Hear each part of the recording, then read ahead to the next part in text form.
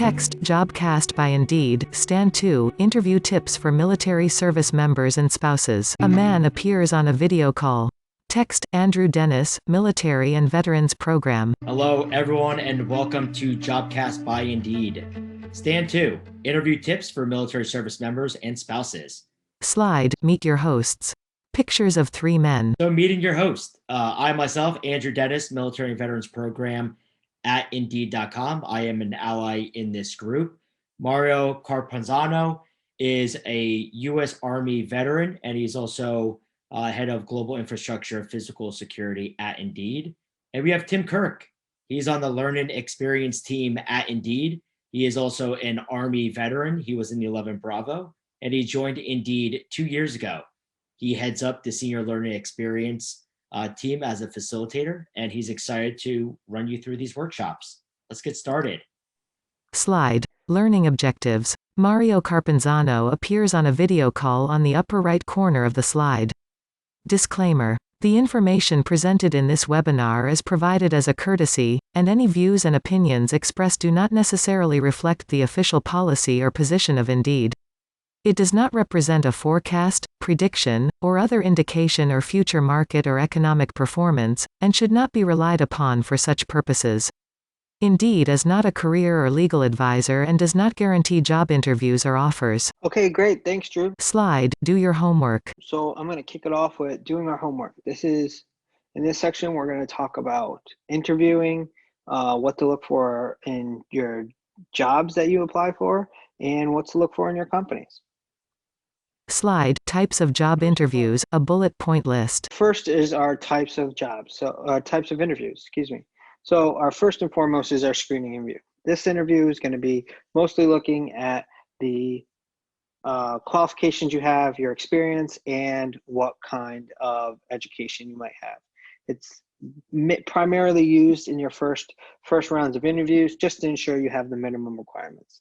Behavioral interviews are used to talk about what you've done in your past positions. So they'll give you scenarios possibly on tell us about a time in your last job where you had X situation and how you responded to it. Next is a competency-based interview. I like to think of this as a hybrid between a screening and behavioral. They're going to ask you questions about situations that you've dealt with in your career, but they also want to see how you've used your skills, qualifications, and your education to overcome those obstacles that you may have had, or a situation that you may have had in your previous positions. A case interview is they will ask you questions that are maybe a realistic or they may be fake, but they'll ask you questions to talk about a situation and they want to see how you react to it. For example, if you're the manager of 2 people and they're not getting along, what would you do about that? So they'll give you a case, something that would apply to what your previous experience and the job that you might job and role that you're going into or would like to go into, and they're going to ask you how you would react to that situation. A panel interview is exactly how it sounds. You might have a couple people, the hiring manager, people from other departments that you would work with on a daily basis, even possibly other members of the team, so that you can they can get a feel for how you would work with inside the team, outside the team. If you have a position that has to work with other departments, they'll bring in people from those other departments to ask questions, so they know that your experiences and able to cross talk over different departments is there. That's what they're looking for.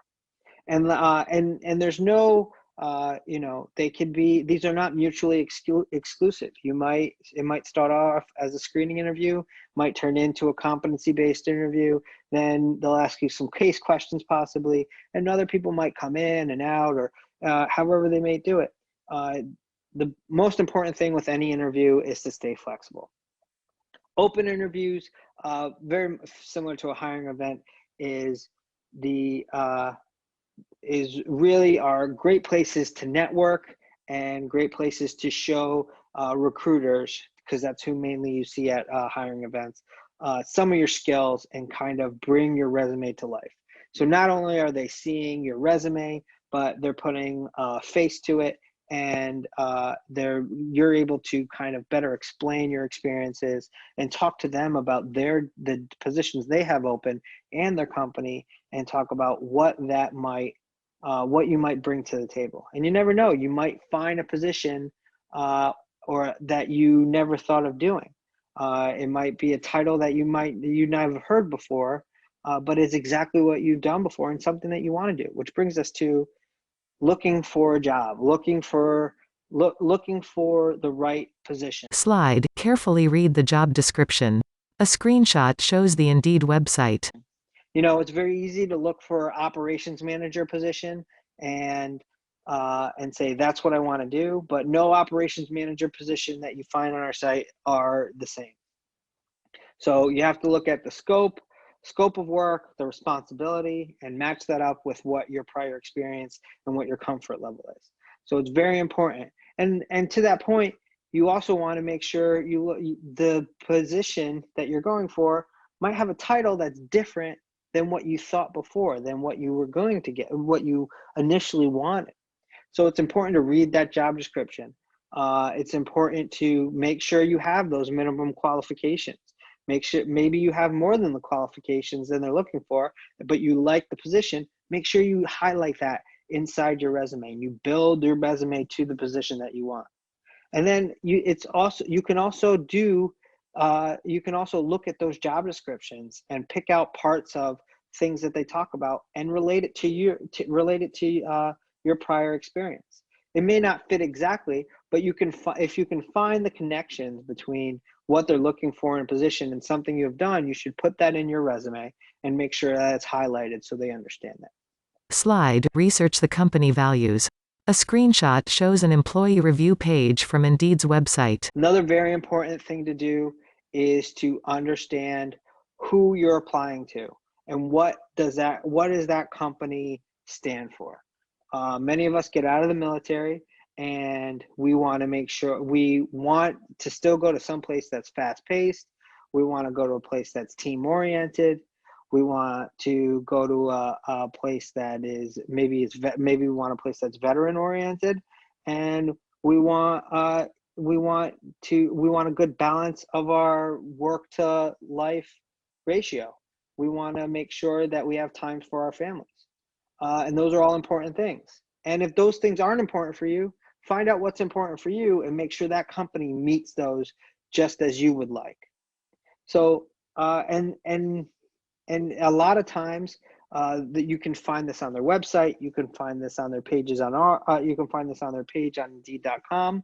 There's a lot of different places you can find out. Are they military centric? So many companies are military centric.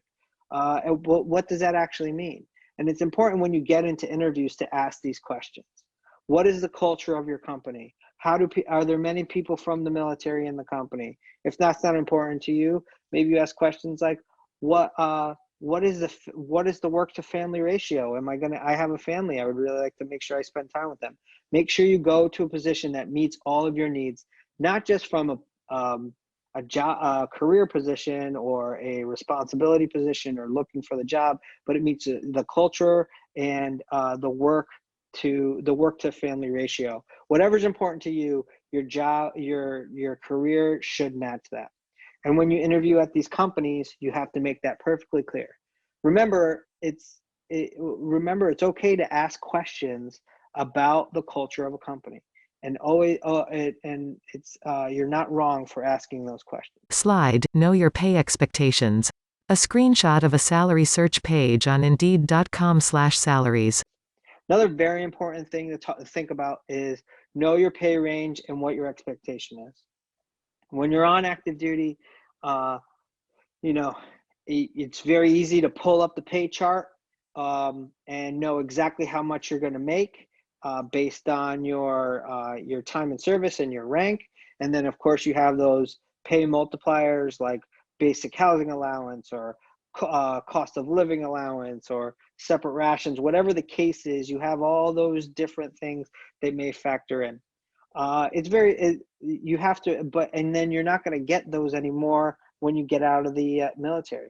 But it's also you have to understand what your worth is, what your budget is, and also where you're living, because those three things may be different in different places you go. The salary for an operations manager in Austin, Texas is going to be completely different than New York City.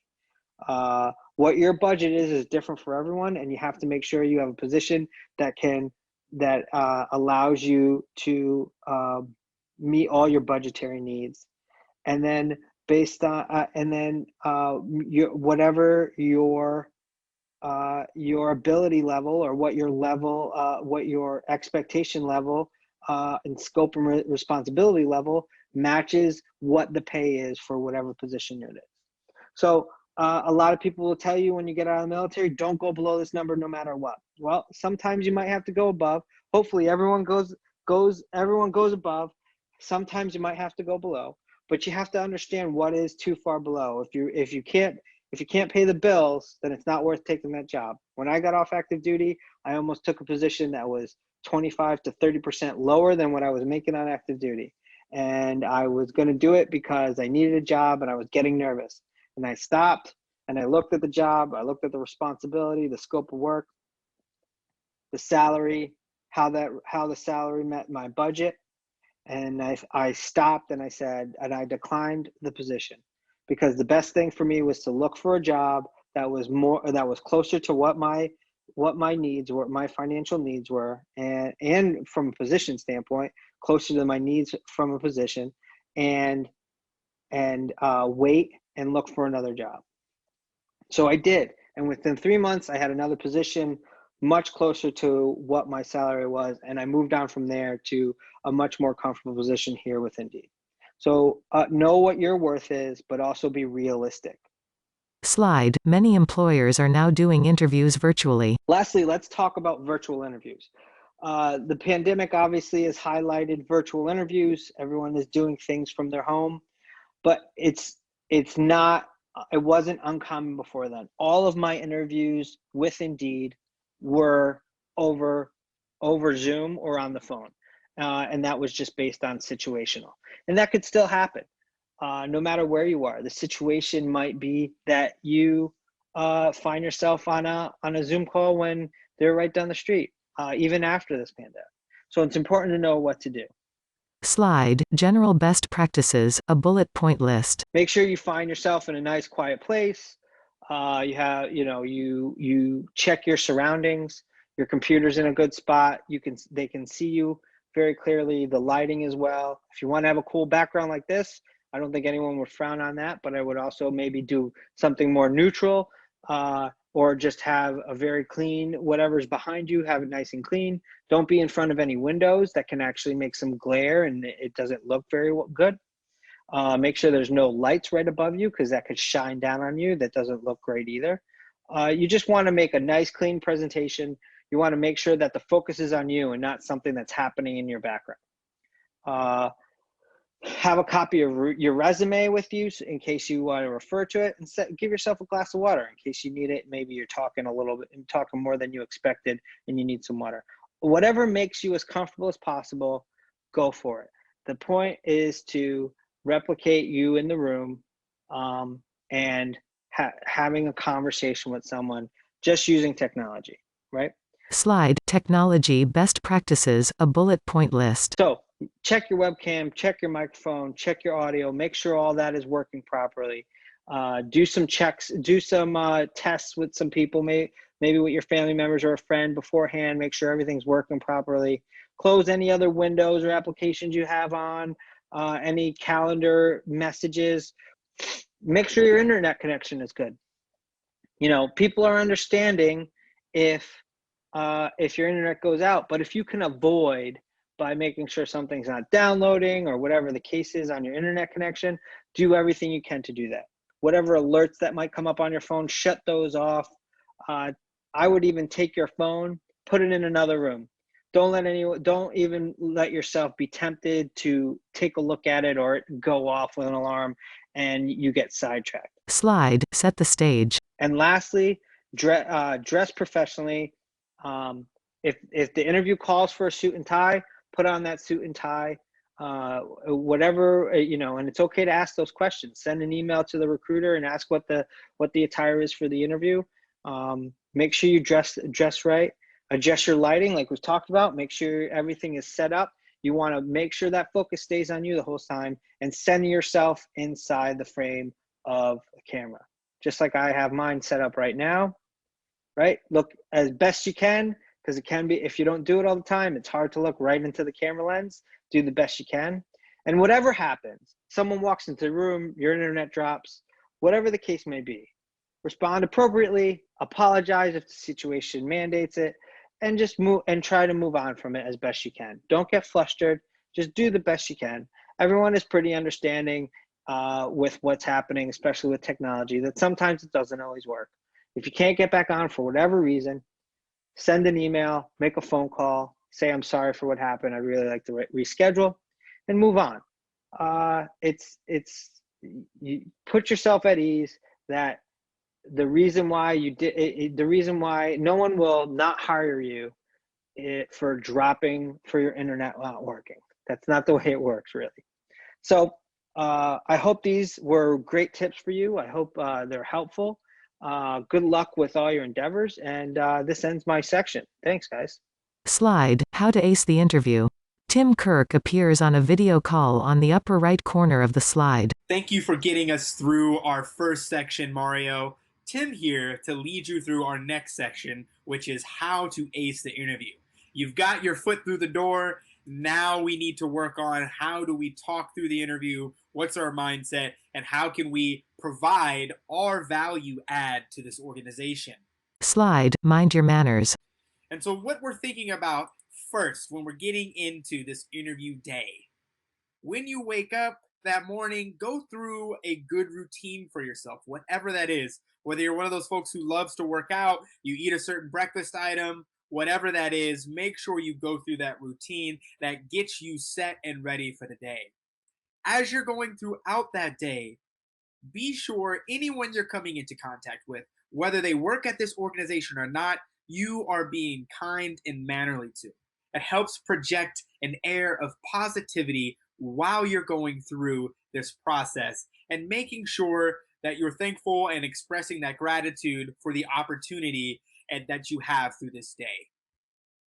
Pro tip here, keep an eye out on the employer's representatives, right? The folks that are interviewing you. How do they treat you and others on site, to get a sense of what the company on a whole might look like, or some of the cultural aspects of where you're interviewing.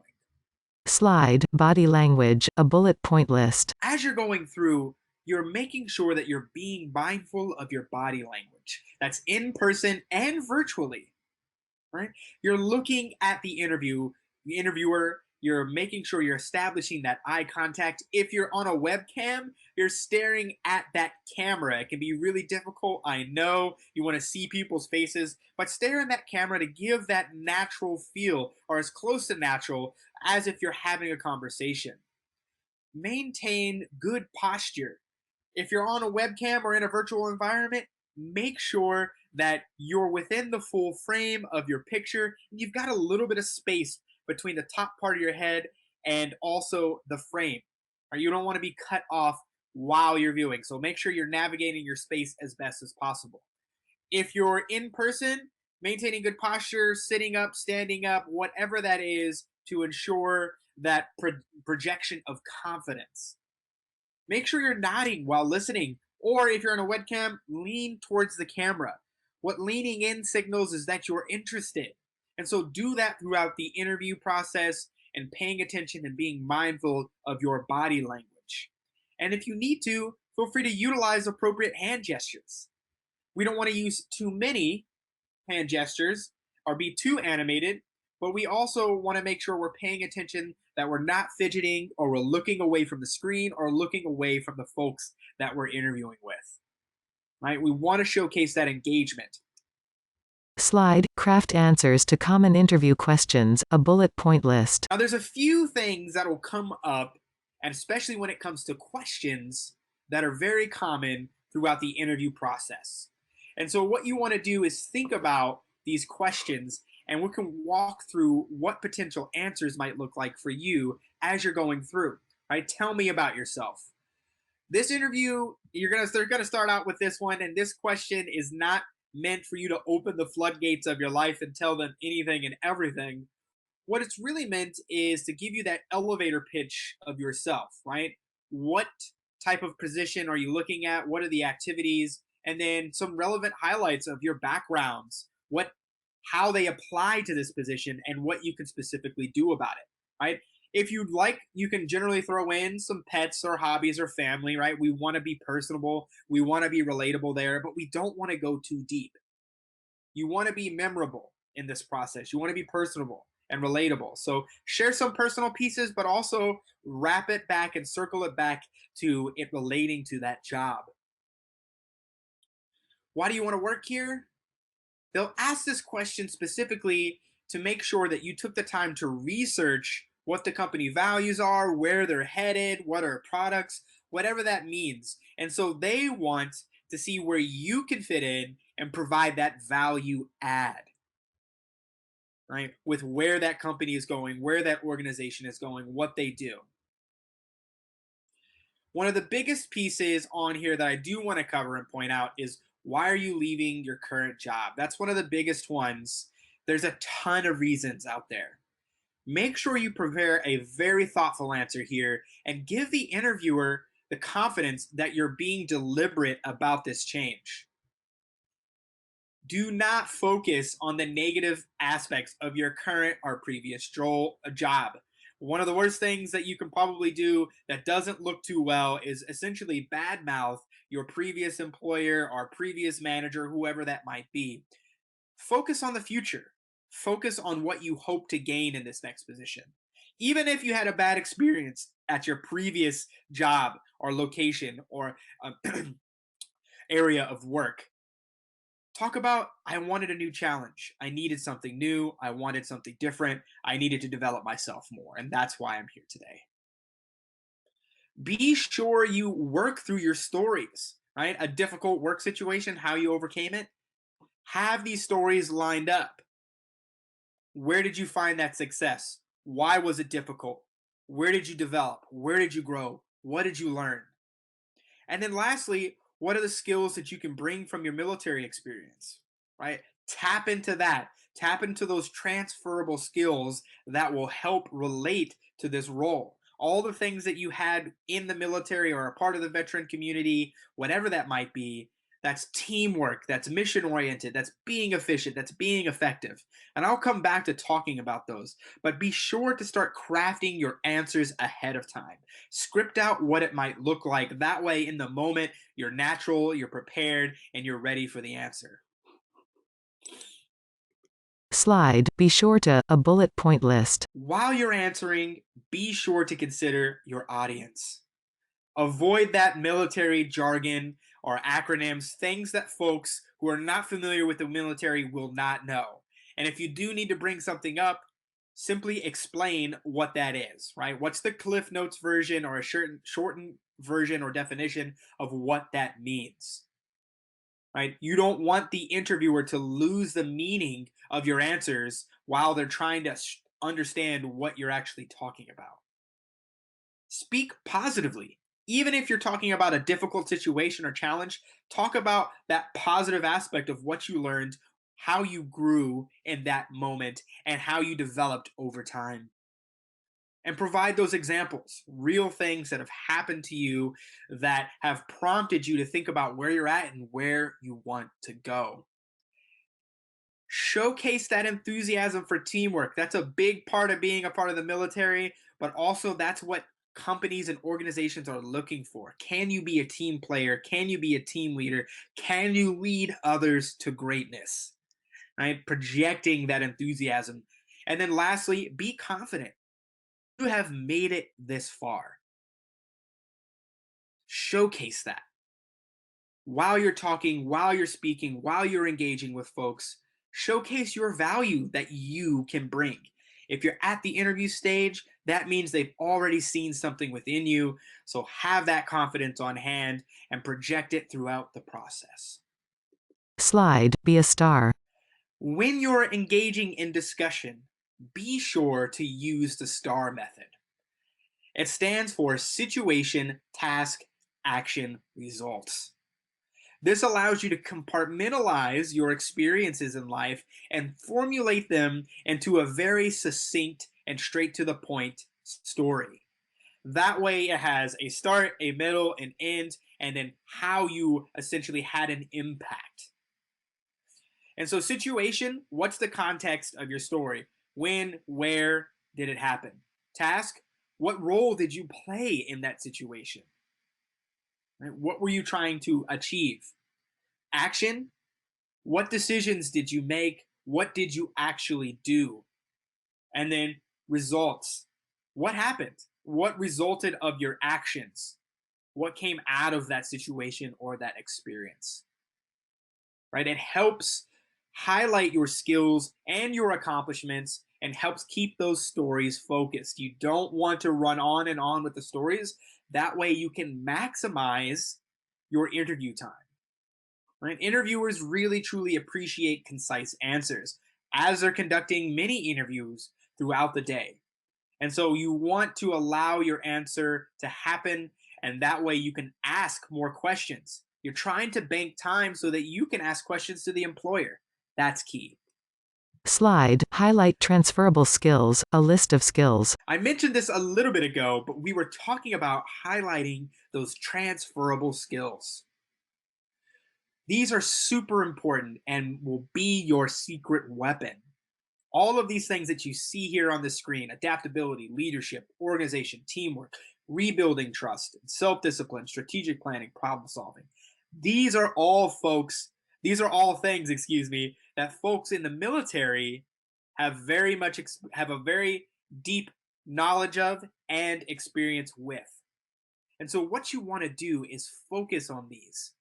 Right? If you're thinking about adaptability, that's how you used your skill set to achieve goals, work on teams, deliver projects, whatever that is, right? Ensuring that you can get those new skills down, right? You probably trained in a very rapid environment in the military and got down things as quickly as possible. That's where that adaptability comes into play. You're thinking about organization, that's thinking about how you organize tasks, relationships, your workspace. How can you meet deadlines, communicate with others in a timely manner, and follow instructions? Employers want to trust employees that can meet deadlines, take those notes, and ensure projects can follow through. Organization's key, but then also teamwork. We've hit that. Right? You want to have those qualities such as empathy, active listening, strong communication. Providing those examples of how you've demonstrated teamwork to that employer. And problem solving. How can you be solution oriented? That's what organizations want. They want your help in solving the issues, the situations, the things that are getting in their way. And so you want to talk about how you're not going to stay stuck and how you want to always move towards a solution and figuring out what's going on with a problem and then solving it. Be sure to tap into those as you're going through and thinking about how you're going to speak throughout the interview process. Slide, let's talk through some example behavioral interview questions. Now let's look at how we can talk through some example behavioral interview questions. These are key. And so these are some examples, not essentially exact answers that you can utilize, but we figured it would be important to showcase what that might look like in the process. Slide with an example of a question and answer. The first one could be, tell me about a time when you had to complete a job with inadequate resources. And so your answer to this question will tell the interviewer how you react in high pressure situations, how you can tap into problem solving, and how you creatively will solve problems immediately and in unplanned situations, right? How can you pivot? How can you adjust on hand?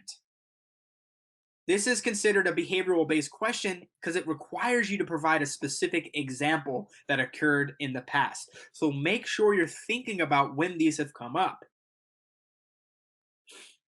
This example says, the first time that I had to lead a field training exercise, I failed to notice that I had more men than gear until mid exercise when the gear was needed. To improvise or devise a team like situation and completed the exercise somewhat unconventionally but successfully. Now I check to make sure that I have everything I need before I begin a project or an exercise, ensuring that I have all of my logistics in order. Situation, task, action, result. Remember those as we're going through. Slide with another question and answer. Next question could be, can you relate your military career to what you want to do next? And so the interviewer wants to know that you've thought out your next steps. You've taken that time, you've been deliberate, and that you've chosen to interview with this company because you've been able to relate your skills and interests with what you'd be doing in the role. And so they want to see that come through in your answer. And so this is where you can incorporate that teamwork aspect as well, because we know that organizations are looking at that. And so you could say something to the effect of, in the military, I was responsible for planning, organizing, and leading troops into missions that had potential danger and could be intense. These experiences taught me to strategize and make decisions, plan, and provide guidance and support to my team, giving me an overall strong grasp on how to be an effective leader and to support troops in the best way possible. I'd love to bring that planning, organizing, and leadership to your organization, right? Circle back to them. Slide with another question and answer. Next one, it could be, describe your ideal work environment. What interviewers are asking when they ask this question is they're trying to find out how well you'd fit into the company culture. So this is going back to doing your homework and looking at what the company values culturally. Right? How do they work? How do they engage in work? What are some of the things that the company believes in? And how do you then look at aligning with that? Where do you fit into that picture? That's what you want to bring up when you're answering this question. Focusing on that team-oriented, being a listener, being a leader. Those are some aspects that'll be universal, but really tap into your research and finding what that company is valuing when it comes to culture. Slide with another question and answer. Lastly, we have, what is your most significant career accomplishment to date? And so in looking at this, the interviewer is looking how you used leadership, problem solving, and adaptation in circumstances, and how these set you apart from other candidates. And so whether you talk about a team-related accomplishment or one in which the credit is all yours, an open-ended question like this allows the interviewer to identify what's important to you. What do you value? When it comes to accomplishments and success, this is what you want to find. And so I recommend actually looking back in terms of this question, identifying, let's say, 4 past successes, 4 things when you felt really successful at work and doing your job.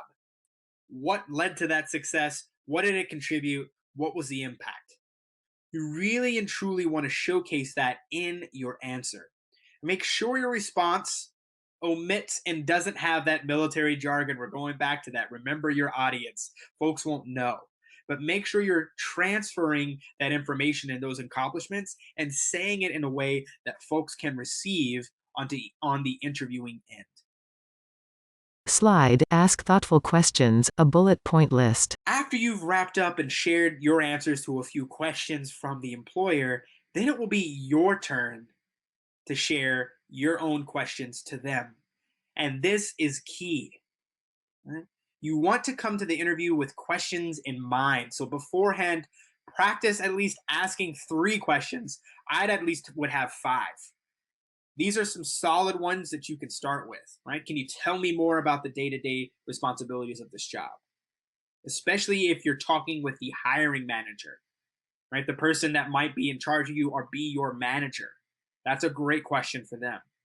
What are the characteristics of someone who succeeds in this role? This is another great question for the hiring manager. Or you could be interviewing with a peer or a different manager.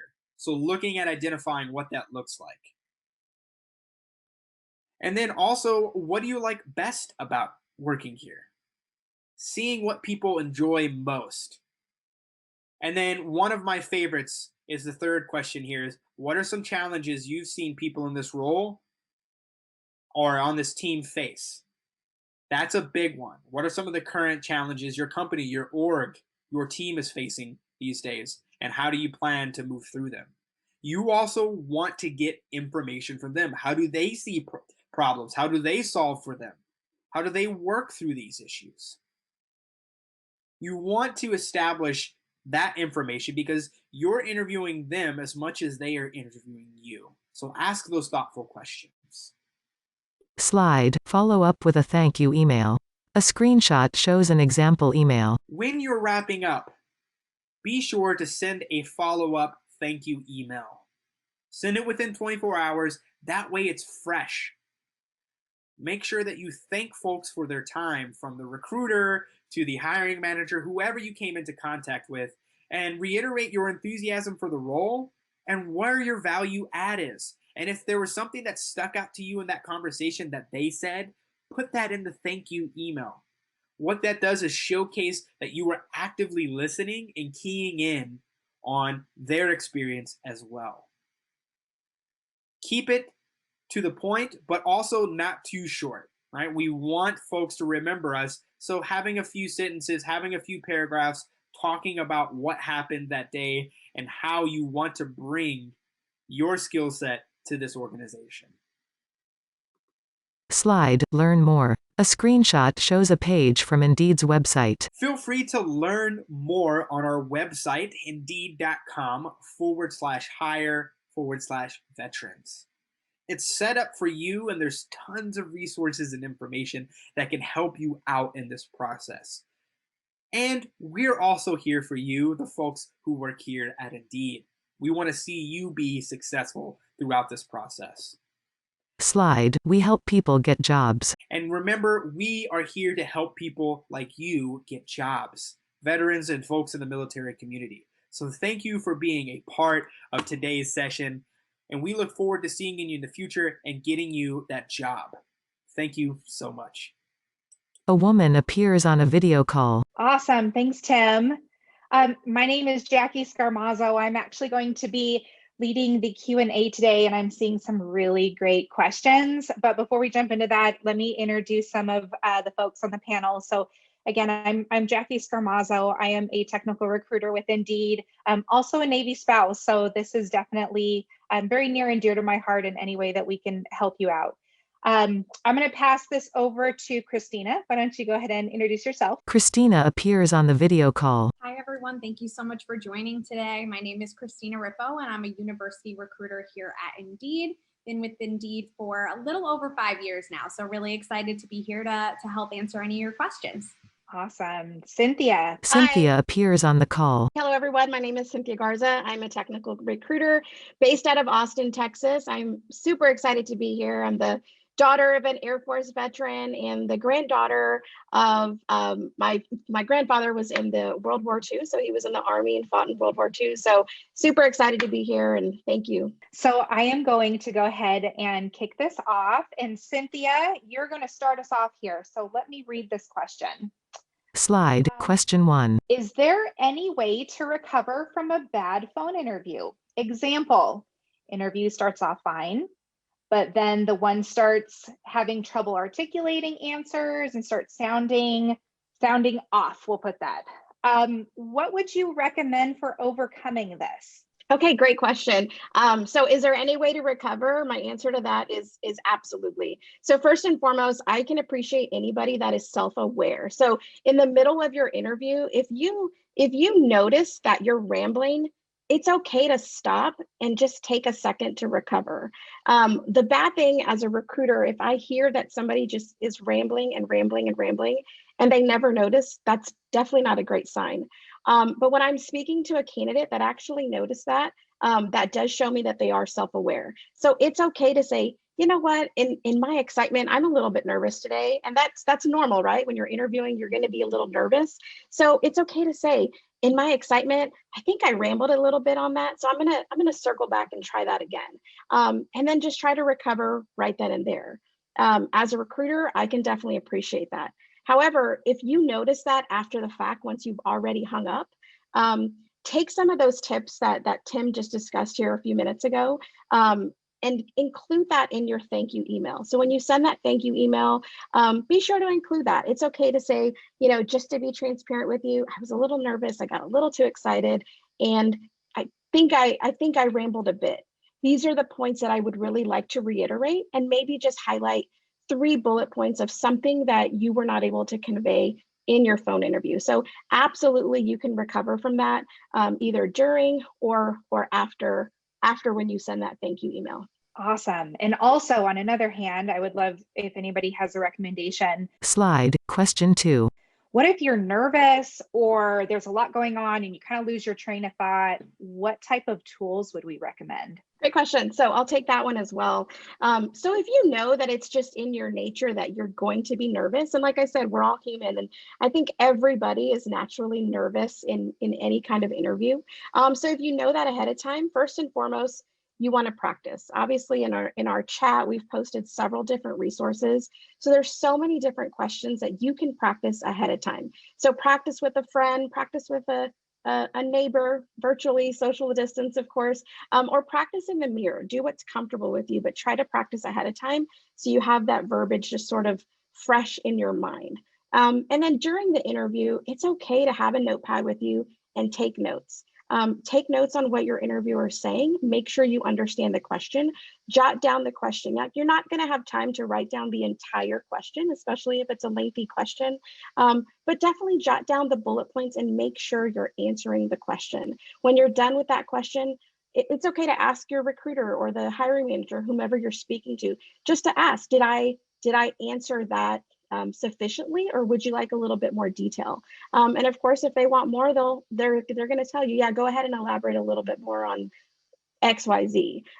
But practice note taking and then repeat the question just to make sure that you've answered it. That should definitely help, just to kind of keep your thoughts coordinated. I love it. Phenomenal. Thank you. I am seeing quite a few questions around salary. Slide, question 3. Salary for related to experience, salary for starting over in a new industry, and salary just in terms of 2020. Drew, I think you probably have some really great insight in this, and I'm sure everybody else does, but let me kick this off. I'm going to sum up one of these questions for you. But there was some mention, I think Mario was talking a little bit about how you're going to level the appropriate salary range with your experience, whether coming out of the service or maybe with industry experience or civilian experience. But there are some jobs that people have that are very specialized and maybe a little bit more limited. So it's more tough to find those specific jobs. And there is a concern that companies may be underpaying. So how would you recommend creating your salary goals or your salary range and holding yourself to that? Text, try the salary calculator. Go.indeed.com/salary calculator. Yeah, great question. Salary is always probably one of the toughest questions that anyone's going to get, because at the end of the day, we all want to get paid, right? One thing to do is, now that Indeed has partnered with Glassdoor, the amount of information we have on salaries is quite impressive. You want to do your research, do your homework, start creating what is the range that is expected based on what reviews and what information you're seeing, but also what you personally have as a goal. Sometimes, as mentioned by Mario, you have to take a step back before taking a step forward. I've taken steps back a little bit in pay, knowing that, it gets me in the door, for a position that I'm really excited about. For those that are really, specialized and have that unique skill set that employers are looking for, understanding your range is going to be important. So I wrote down over here on my notes, because, like Cynthia mentioned before, you want to have notes that you can quickly glance at. So for instance, if you're a strategist and you're looking at a range between $71,000 and $82,000 per year, one thing to keep in mind is talk to the recruiter while being interviewed and just ask what the range is going to be. See if it's in line with the research that you've done. see where you kind of fall on that spectrum.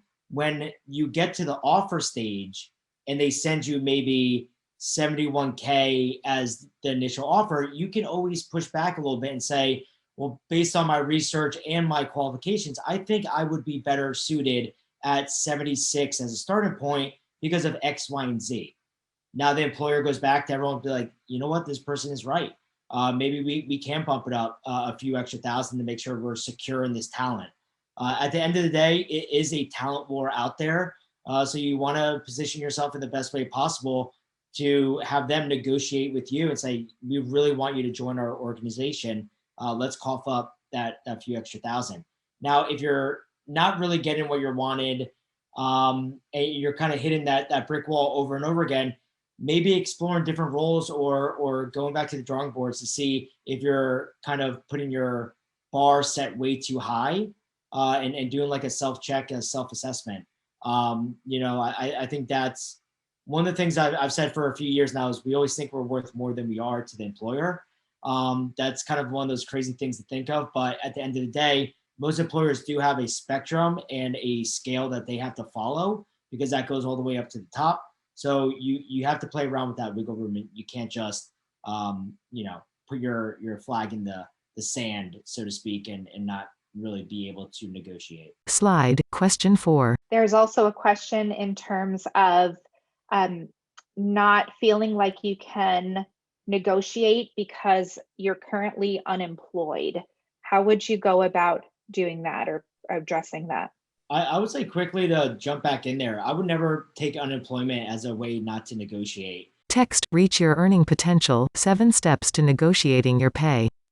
Go.indeed.com/pay negotiation. At the end of the day, the job is open because the employer needs to fill that position. And then doing your research and estimating what is it costing that company to have that position open? How is that really affecting their bottom line in business? Knowing that, you go back to the drawing boards and try to negotiate. Even if it's an extra $1,000 or $2,000, that's a win. Or maybe different benefits, or maybe a work from home, 2 days a week type thing. Never take unemployment, as a negative thing and you're going to get the lowest paying job or the lowest offer. Go back in there and negotiate within a respected range and see what you can get from it. I also think, just to wrap this up, is it's absolutely fine to request an additional interview with maybe the manager and ask about, talking about where they expect you to start your training, your ramp up time, so you better understand where that number came from. Awesome. Okay, Christina, I'm coming your way. Slide, question 5. What are some of the questions that we should be asking of an employer at the end of the interview? Yeah, great question. And I know Tim answered this a little bit, and he had mentioned, what are the day-to-day responsibilities? What are the characteristics of someone you see who succeeds in this role? How is my performance measured? Things like that. So those are all great questions. But also to add to that, if you're speaking to a hiring manager, one thing I always like to ask is, how do you manage your employees? You want to find out from your hiring manager, what type of manager are they? They might even kind of respond back with that of like how you like to be managed. Those are also, great, really segue questions that can open up a larger conversation to give you more opportunity to learn more about, what is it really like to work at this company? What is it really like to work for this individual and team? So those are also great questions as well. But also you probably will find different questions that you'd like to ask while you're having that interview. So if the hiring manager or the interviewer, mentions a specific project that maybe the team's been working on, you can ask like, what are the goals of this project? How is this going to help the team move forward? So you really will find those questions. But I think just making sure that you're hitting those points of like things that you really want to know that are going to help you at the end of the day make the decision of whether or not this is the right job for you. So if you get the offer, what questions do you need to know before you're able to say, yes, I can accept this role? So those are super important to think about when you're thinking of questions as well. And I would just piggyback on that. And one thing I always like to ask is, where do you see myself or where do you see the company going in the next 3 years? And I think getting out of the mindset of I need a job versus I want a career.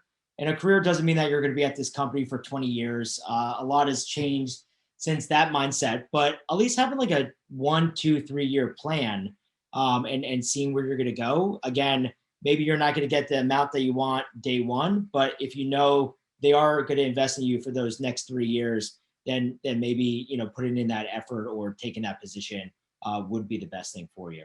Awesome. Slide, question 6. Okay, Cynthia. I've gone through multiple interviews with a company and a final step in meeting the team. What should I expect and how can I best prepare? Okay, thank you for the question. So, I always like it when candidates just ask me, what should I expect? It shows obviously that they care. So hopefully you are interviewing with an organization that the recruiter has that same mentality. So don't hesitate to ask the recruiter, what should I expect? How should I prepare for this? Even what should I wear? I know several years ago I was in a similar situation and I was invited to a breakfast with the team. And I didn't even know, should I order the pancakes or should I just be a little bit, something a little bit cleaner? It was weird, but I had that conversation with the recruiter, what's the best way to prepare for this? So utilize your recruiter, and just ask them, and they should be willing to give you a little bit of advice on that. And the other thing is, and this goes back to things that have already come up in the presentation, is just doing your research. A lot of times you can find that information online.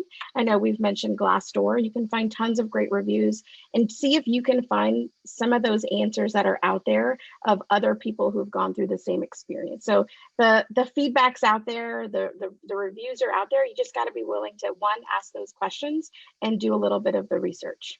Okay. Slide, question 7. Drew, I am a maintenance coordinator who in the past worked on an on-call rotation as a tech. I'm applying for a coordinator position, but do I also let them know that I would work maintenance, but only in the on-call rotation? I mean, that's a pretty tough question. It depends on what stage of the interview you're in. I know if you're speaking to some hiring managers and they're hiring you for a specific job and you start talking to them about, well, I also know this one's open and, I'm willing to do this as well. That could sometimes give the wrong impression to that hiring manager, thinking that even though you're kind of showing you're a jack of all trades and you're willing to do different positions, sometimes they want someone to just do that one position that they're hiring for. So I would say you want to get a feel for it. Maybe, mention that when you join this organization, you can be a jack of all trades and step in and help out and help grow this company if, the need is there. But I wouldn't start saying, hey, I'll be good at this one, and this one. Because I see that sometimes, and sometimes it can rub people the wrong way, thinking that you're not really focused or zoned in on the one job that you're applying to. Awesome. Okay, Christina, I have a couple questions. So I'm going to try and sum up some of the answers that we're looking for. Slide, question 8. In regards to following up after an interview, what do you recommend? What if you don't have the emails? What do you do? And what are your thoughts on utilizing LinkedIn for interview follow-up? Yeah, all great questions. So I would say in terms of following up, and if you don't have the specific interviewers' email addresses, it's totally fine to email your recruiter and ask for those. I've done it plenty of times for interviews when I've been interviewing, and most of the time they're more than happy to give you those email addresses for you to send a thank you. So definitely start there to say, hey, really loved interviewing with X, Y, and Z, wasn't able to catch their contact information. Would you be able to send that along to me so I can thank them properly? And then in terms of if for any reason they aren't able to give that to you, yeah, I would say it's totally fine to reach out on LinkedIn. But I definitely would use that as a second resource, not necessarily the first one. You try to get their email address. But yeah, if for any reason you can't, it's totally okay to say, hello, we interviewed today, or, we interviewed yesterday. Thank you so much for your time. I really appreciate it.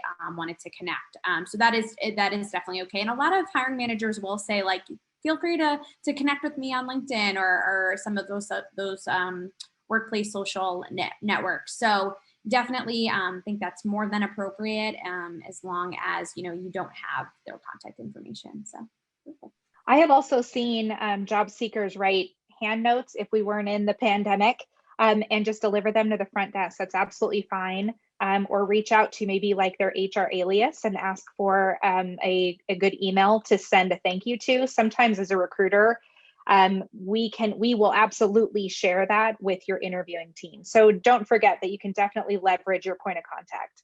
Slide, question 9. Okay, awesome. Drew, if a job posting asks for certain certifications you do not have, but you're familiar with the job requirements, can you indicate in the cover letter or in the thank you letter that even though you do not have the certification, you are familiar with the job and willing to work towards one? Yeah, I love this question because I'm one of those people who never really has the right certifications for the jobs I'm hired for or apply to.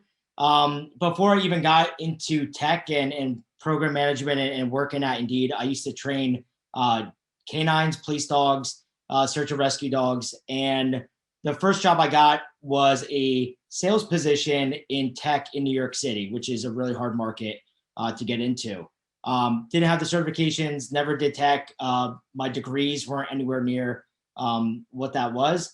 However, the best thing to do is really look at what skills do you have, what real life experiences can you draw a parallel to, and how do you make sense of it for the interviewer or the recruiter who you're speaking to. Training dogs is pretty much the same as sales. You're selling your idea of how to best work with a canine and a person to somebody else. If they buy in, you sold them. So that was kind of what I did on the interview, and let people know I can sell. And this is what I want to do. Interviewer said, fine, start selling tech, learn the technology. So what I had to do then is show all the hiring managers that I'm willing and able to learn all these new skills and all these new technical terms and what the industry looks like. And that's kind of how you start building that resume. As I move to the position that I have now, too, a lot of certifications I'm working on. But again, showing that you're willing and able and you have the aptitude to learn and you're not going to stop no matter what, that's all they're looking for. Anyone can learn something new. So I wouldn't get too caught up on that, but you have to be willing and able to share that and show those experiences to the recruiter. Awesome. Okay, Cynthia, I think this is probably going to be the last question, but I'm going to give you a couple questions. Slide, question 10. I'm seeing some questions around dealing with nerves when you're going into the interview. What are some best tips to practice? And also, how do you approach behavioral questions? How can you prepare for those?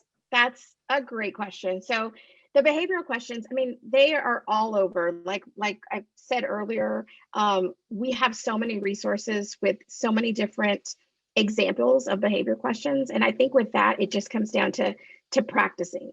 Text top interview questions and answers www.indeed.com/career-advice/interviewing/top-interview-questions-and-answers. So I can't emphasize that enough. Is just practice, practice, practice.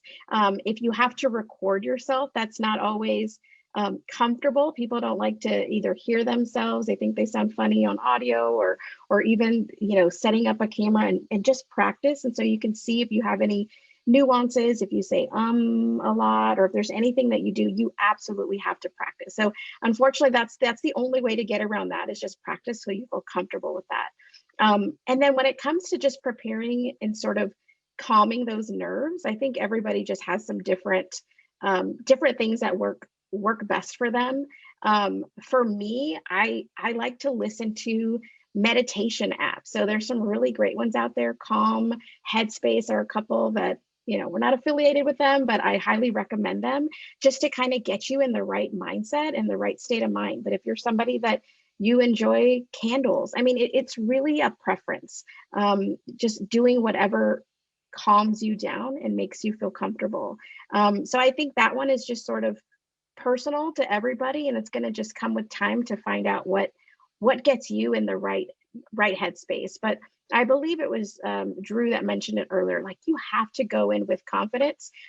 You were already selected for a reason. We looked at your resume. There was obviously something that we liked about you, and we're interested in moving you forward in the interview. So you have to remember that you were selected amongst many other people that do not have the opportunity to move forward. So keep that in mind. You're one of maybe several that didn't get the opportunity. Go in with that confidence and use that confidence to get you in the right state of mind. Okay, I know that I said that was going to be the last one, but there's quite a few questions that I don't want to leave anybody hanging.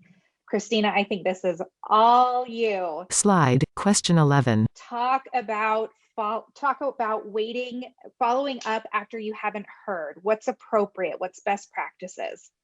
Yeah, great question. So it definitely, is, human nature to be really excited and waiting to hear back from an interview and a little nervous, hoping you hear, right after your interview. But really, it's okay if you haven't heard back within like a week or two. That is completely normal.